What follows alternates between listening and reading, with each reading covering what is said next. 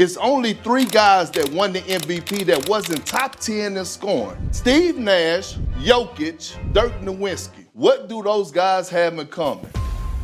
I can't sit up there and definitively say I'd rather have Giannis come playoff time at this moment because I don't know what the hell I'm going to see from Giannis. Sounds like you're leaning to Joe. To Jokic. Historically speaking, he would be the worst one we've had in 35 years.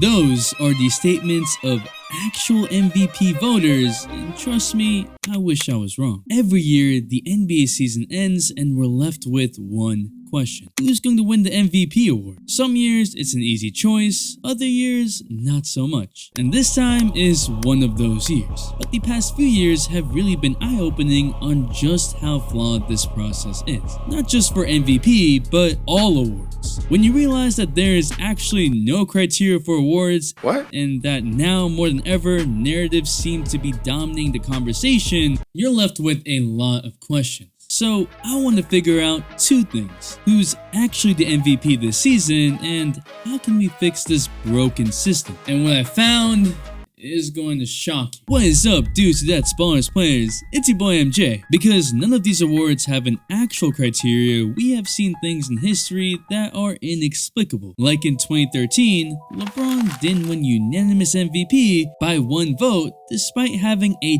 20-game win streak, the highest PER by a margin, and the players were aware. LeBron even said, "It's probably a writer out of New York that didn't give me the vote." Little did he know that it was because one guy, Gary Washburn of the Boston Globe, voted for Carmelo. The outrage was so bad that the NBA made voting transparent so that voters were held accountable for their actions. Hold on a damn second. You mean to tell me that before then, the voters weren't accountable and could vote for anyone without backlash because there was no criteria? I'm out, man. But just like that, LeBron didn't become the first unanimous MVP, and his legacy got impacted for no reason. And the sad reality is that all these awards, whether it's MVP, DPOY, or All NBA First Team, all impact a player's legacy and what we believe. An easy example is the 2015 NBA Finals MVP, where the voters award Iguodala the Finals MVP over the entire engine of the team, the leading scorer, Stephen Curry. That for 7 years had people doubting Curry's ability to carry a team to a championship. I am better! Martian Death Beam, right? Even the panelists of voters later admitted that they got it wrong completely. So what is the unwritten criteria for the league MVP? The 2024 MVP race has boiled down to Jokic, SGA, and Luka. But for most of the season, Luka wasn't in the conversation, it was Giannis. But as you can see, in about week 22, something changed. The reason? Because the Mavericks went on a 9-1 run and became the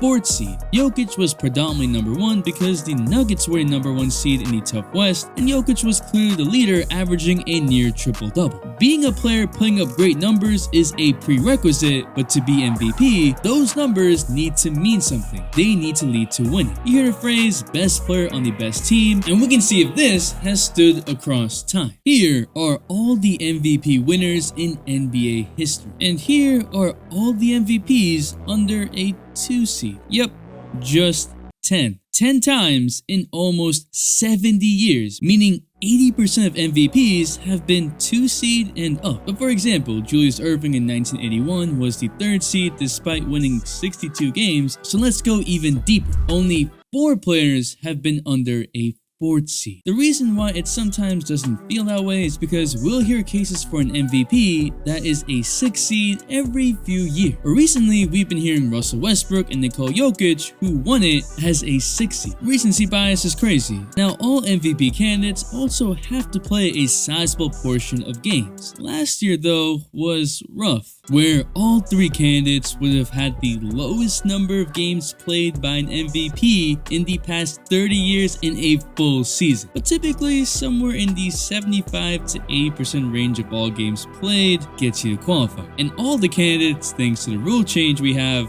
played more than 65 games. Sorry, Embiid. Why you bully me? In terms of production, the more you win, the less you have to produce to have a case. The less you win, the crazier you have to be performing. For example, in 1988, Jordan's Bulls were the 3rd seed winning 50 games, but Jordan averaged 35 points and won Defensive Player of the Year in a time period where people were calling him the best player they'd ever seen. It was almost a no-brainer, even if he wasn't a 2 seed. But what is interesting is that in all this, we still have a question. What is the acceptable trade-off of production and winning? That hasn't fully been answered, and we will get into who's the MVP based on this criteria and give you an actual answer, but because none of these criteria are set, it's not consistent and leaves room for bias. But more than that, the system actually encourages it. The panelists of voters are media members, but not just any media members, right? Oh, Boston Globe, New York Daily News? So when I ask about the acceptable trade between production and winning, we will figure that out, but the voters haven't. Let's look at the 2006 MVP vote and specifically Kobe Bryant's vote tally. That year, Kobe averaged 35 points a game in an era where teams were averaging 9 less points than today. So obviously he led the league in scoring. The Lakers miraculously got to the 7th seed starring Smush Parker and Kwame Brown. That was unexpected. That year, Kobe finished 4th overall in MVP voting, and yet he was 2nd in 1st place votes with 22, 6 more than 3rd place LeBron. He had the fewest amount of 2nd place votes with only 11, fewest amount of 3rd place votes with 18, and the highest total of 5th place votes with 30? How can the same person have 22 1st place votes and 30 5th place votes? That's easy to explain. There are a lot of writers and broadcasters who just couldn't stand him, and each voter had a bunch of different criteria. It's quite literally personal, which is why you can have one guy being the MVP of the league in a lot of people's minds and also somehow not in the conversation. And we know these media analysts don't watch all the games, cause some of the stuff they be saying is so out of pocket. They protect Curry all the time. He's at the free throw line. He lives at the free throw line. Curry was averaging 5 free throws a game, and all the teams have a different amount of nationally televised games and different markets. Since the panel is made up of sports writers and broadcasters who literally cover topics that will get more attention, they will watch certain teams and players more. If Stephen A. Smith is a New York Knicks fan, he's gonna watch more of those games than Nuggets games and might feel like the vote should go Jalen Brunson for carrying the team to the 2nd seed. And based on the current system, that would fly by. Or watching a team more because they have more nationally televised games, and that could change your opinion on a team and player. The Nuggets had 30 this year while the Thunder only had 13. The Hawks even had more with 15. Damn. Let's not forget, recency bias means the games down the stretch apparently matter more because they get remembered more. And I could go into several other issues, but I think I've proven the point. Let's skip to the good part. How do we change it? If y'all want to talk actual ball, get real info, and be part of changing the NBA, I'm trying to build that community right here and make that 1 million subscriber push so we have enough influence to push the NBA in the right direction. So if y'all want that, subscribe for more. I'd appreciate it. To fix this broken system, we need to have categories with standardized weights, and then with that system, I'll dive into who should be MVP this year. Either way, categories like winning, production, team load, and intangibles all should be categories with a score out of 10. Winning should be the most important with a 40% weight, production being 2nd with 30%, team load being 3rd with 20%, intangibles being 4th with 10%. Even that would be miles better than just randomly choosing MVP based on vibes and aura, cause SGA winning that. This year, we need a system because contrary to what some people may have you believe, where one player is automatically the favorite, it's extremely close this year. Closer than I think it's ever been, as you're about to see. And feel free to recommend your own system in the comments. Of course, there will still be room for subjectivity, but there'll also be objectivity that's baked in. There should always be a criteria for every award, like Defensive Player of the Year, All NBA teams, you name it. While everyone thought Wemby would be special, not everyone thought it would be this immediate. But I know our community knows more than just stats and wants to use it for the playoffs. That's why I teamed up with an official partner of the NBA, DraftKings, and their newest way to play fantasy sports, Pick 6. Because it's not a sports book, it's a contest against other players. So let's see if I can use my knowledge correctly, hopefully. Pick at least 2 players and choose if they'll have more or less of a stat. Lock them in and compete against other participants in contests for some big cash prizes. I chose the potential MVP Jokic to be less than 25.5 points against the Heat, and Bogdanovic to be more than 3.5 assists because Trae Young is not playing. And I got it. And for new customers only, using the promo code MJ2K, you can get up to $200 back in Pick 6 credits if your first pick set loses. So download DraftKings Pick 6 and place a no-stress first pick set. And if you do try their sportsbook, please gamble responsibly. If you have gambling problems, call 1-800-GAMBLER. Don't mess with that like they messing with this award race. So based on all of that, who's the MVP of this season? Let's break it down. If you look at the winning category for all these teams, I would say the Celtics for Tatum at first glance ran away with, but the West was way deeper with multiple teams winning over 50 games. We could go to point margins to be extremely picky. I would almost put the Celtics, Nuggets, and Thunder at a tie with 10 full points, but the Thunder had a better point differential, so Jokic at 9.25, SGA with 9.5, while Luka and Mavericks get 8, and Giannis and the Bucks get 7. If we start looking at production, that's where it gets real messy. Putting all the stats side by side, damn, these guys balled out. Luka leads the entire NBA in points and second in assists. I think it's really easy to give him the top spot, but also we'll get to that because he isn't necessarily the most efficient. Between Jokic and SGA, that's a bit tough because both players run their offense and are really efficient. Jokic has the highest PER at 31, Giannis at 29.9, SGA at 29.3, Luka 28.1. Giannis is averaging more points and assists than SGA while shooting better, and it's actually quite crazy how their box plus minus and VORP are that close. In fact, Giannis is the only person in NBA history to average over 30 points a game, shooting 60% from the field. And on top of that, he's also averaging 11 boards a game. If we're talking purely from a production standpoint, Giannis has been insane, even if we normalize it and no one talks about it. One thing that has always bothered me is how much no one talks about defense when talking about MVP. As if that doesn't lead to wins and also a great amount of energy expenditure, which is part of production. Giannis and Tatum stand out here. Giannis was voted the best defender in the NBA coming into the season. And while the Bucks have actually sucked defensively, so that kind of goes out the water. In this specific vote, most of the defensive capabilities are similar, but not the same. SGA is the better defender compared to Jokic and Luka. Defensive stats wise, even better than Giannis, especially because SGA leads the league in steals. Even the defensive box score favors SGA. Tatum's production is easily the worst of these 5, so I give him a 6. SGA gets 8.5, Giannis an 8.5, surprisingly because of the lack of defense. Giannis is the better defender than SGA, and it's not his fault as the Bucks' defensive schemes have also sucked, but I can't reward defense that isn't there, even if he's such a capable and good defender. I could give him a 9 because he's a better rebounder, and so I'll keep it in mind if it gets really close. And spoiler,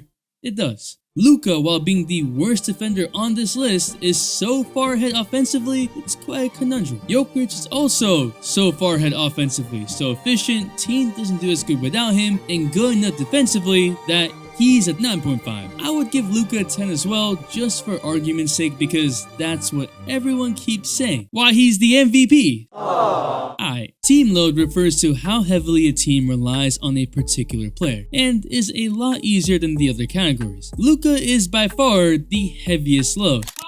Highest usage rate in the league at 35.9, holding it down while Kyrie missed a couple games. Even if you don't agree with the style or if it's winning basketball, he by definition is taking all the responsibility. He immediately should get a 10. And I think Tatum gets the lowest here since the Celtics have an extremely well-rounded roster that can at times survive without Tatum. They are 7-1 without him this year, so he'll get a 6. Now the middle 3 are all vital to their team and take on a big load road in different ways. Pause again. What are you saying? The Thunder are 2-5 without Shea. Nuggets are 2-1 without Jokic. The Bucks 4-5 without Giannis. Giannis has the highest usage rate, but only 0.1 ahead of Shea. Both are ahead of Jokic, who has the lowest usage rate on this list, but he's been there for the most games. Without Chris Middleton, Giannis and Dame both have had to do it a lot more, but all pale to Luka. Okay, so this gets tough again. I will put Shea slightly ahead of Giannis, who's ahead of Jokic. So Shea with 9, Giannis with 8.5, Jokic with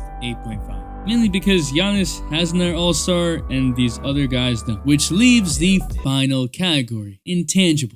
Is a player making his teammates better? Leadership? The small thing. This is the most objective and the hardest to gauge from an outsider looking in. SGA seems to be leading his team, especially during the clutch, and teammates gravitate towards him. He inspires his teammates to work hard through his own actions. Jokic's playmaking is generational. Even if he isn't getting the assist, he's moving the ball around and getting everyone moving. I think with Luka, he's a leader, he's clutch, he's magical, man making floaters from 3. Desperation! But a lot of it does show in the production category. The style of basketball played on the Mavericks is completely reliant on him, and therefore it kind of does show up in the stats. And with Giannis, it's his effort and hustle on everything. Tatum is a leader down the stretch, but also inconsistent at times. So intangibles wise, I'm giving SGA a 9, Jokic 8, Giannis 8.5, Luka a 7, Tatum a 7. Y'all can have different beliefs, and that's cool. It's the smallest weight. So if we tally the totals with the weight categories in mind and multiply all by 10 to get a score out of 100, we get Tatum in last with a 77,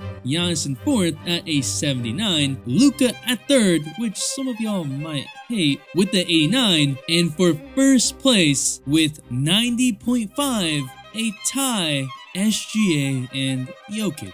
Oh shoot. So because the Thunder had the same record as Nuggets and the better point differential, it ended in a tie. I could give Jokic a 9.5 and he ends up with a 91.5 and he's clear MVP. The Nuggets choke. Wemby said, hell nah. Yeah, that's the difference between winning MVP and not. Literally, Wembanyama. At this point, I think it's fair to go either way, but in the event of a tiebreaker, we go to the number of games played. And going by that, Nikola Jokic is MVP. 0.5 of a difference though is insane, but I'm sure everyone will have a slightly different take. But okay, let's get to the one everyone's been waiting for, Luka. He's actually a lot closer than I thought he would be. That late season push into a 5th seed with 50 games won was the difference into making this a 3-man race. But the rest of the players on this list are monsters too, and their production combined with efficiency is quite ridiculous. All these players are breaking some record in NBA history. That's just the way the NBA is now offensively. If the Mavericks had also won more, I think Luka would have had a chance if he was a 3rd seed, and if I gave him a higher intangible, he would have been at a 92. Luka would have been MVP, and that's what could happen. This race is that close. But that's all what ifs. So sorry, Luka fans. But Luka has to fight the fact that he is not a top 4 seed and would have to be the 11th player in NBA history to win MVP from that position. And sometimes you need all the right circumstances for it to happen. Look at Giannis. His numbers would win MVP almost any year, but his team didn't win enough to even be in the conversation. I fully believe Luka Doncic will win MVP. He just needs to be a higher seed. That's all. And that will come. There's no clear favorite this year. So to all the reporters saying that, kindly shut up.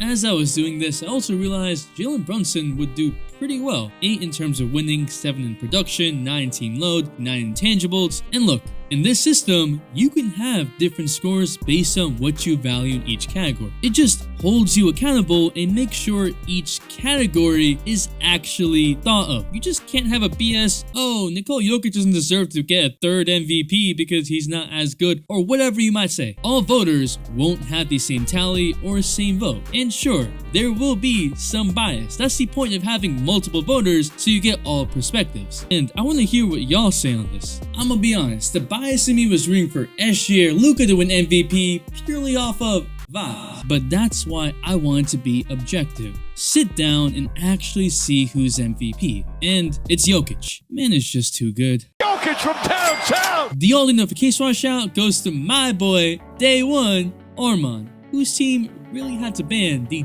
dumbest player ever. Thanks for the all-day support. And if you want to know the real reason why Victor Wembanyama is special beyond the obvious and why he could be Defensive Player of the Year this year, there's a video right here. And if you're still here, you a real one, so comment standard so I know. It's your boy MJ, we out, and we vibe.